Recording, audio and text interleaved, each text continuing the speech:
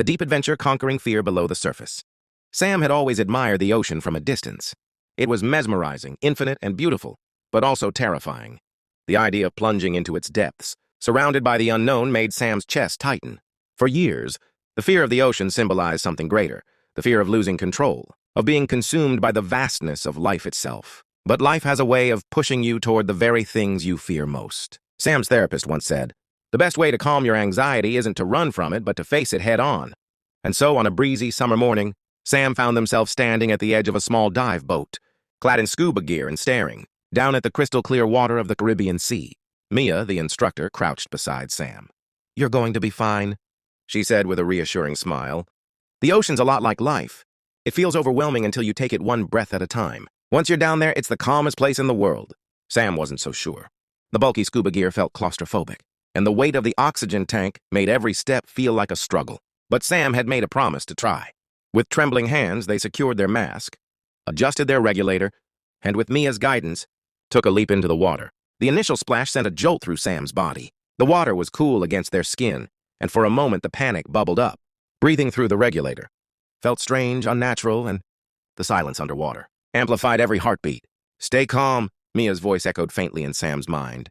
"Focus on your breathing. Inhale, exhale." Sam closed their eyes and concentrated. Slowly, the rhythm of the breath became comforting, like a metronome keeping time in a chaotic world. When Sam opened their eyes again, the panic had dulled, replaced by wonder. Below, the ocean came alive. Schools of vibrant fish darted through coral reefs, their scales shimmering like rainbows. A gentle sea turtle glided past, its slow, deliberate movements almost meditative. It was as if the ocean itself was encouraging Sam to slow down, to let go of the tension that had gripped their life for so long. Mia motioned for Sam to follow her deeper. The sunlight above filtered through the water, casting golden beams that danced on the ocean floor.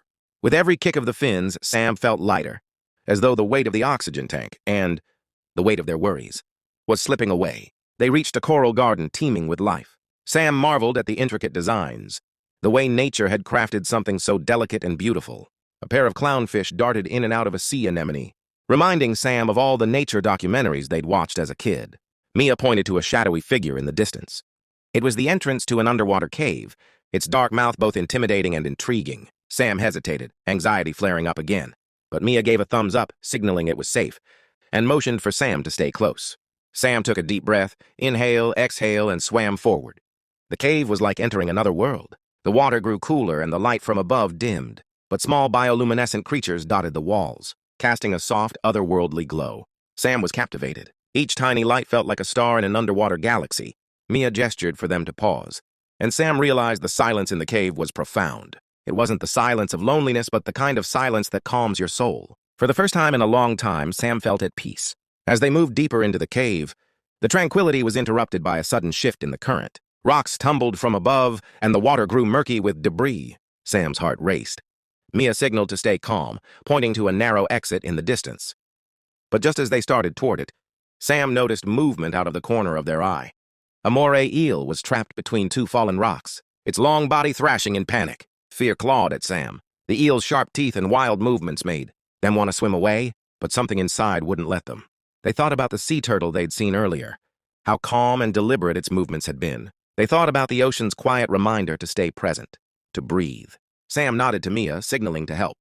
Carefully, they worked together, moving the rocks that pinned the eel. It took time and patience, but finally the creature was free. It darted away into the darkness, leaving Sam with a surge of pride and relief. The moment they emerged from the cave, sunlight greeted them like an old friend. The open water felt expansive and safe. Sam floated there for a moment, staring up at the endless blue sky above. It was as if the ocean had tested them and, in return, gifted them a piece of its calm. Back on the boat, Mia was beaming. "You were amazing down there," she said. "Not everyone would have stopped to help that eel. Most people would have been too scared." Sam shrugged, a small smile forming. "I was scared," they admitted, "but it felt like the right thing to do. And honestly, once I stopped panicking, it wasn't so bad." Mia laughed. "That's the ocean for you.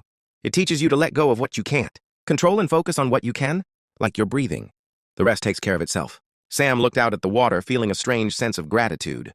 The ocean, which had once seemed so overwhelming, now felt like a friend. It wasn't something to conquer, but something to experience. One breath, one moment at a time. Closing message. Sam's journey beneath the waves wasn't just about scuba diving. It was about learning to face fear with courage and patience.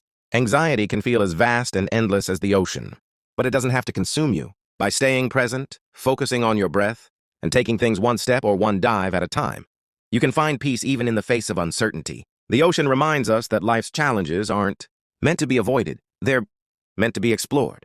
And just like the sea, there's beauty waiting in the depths if you're willing to look for it.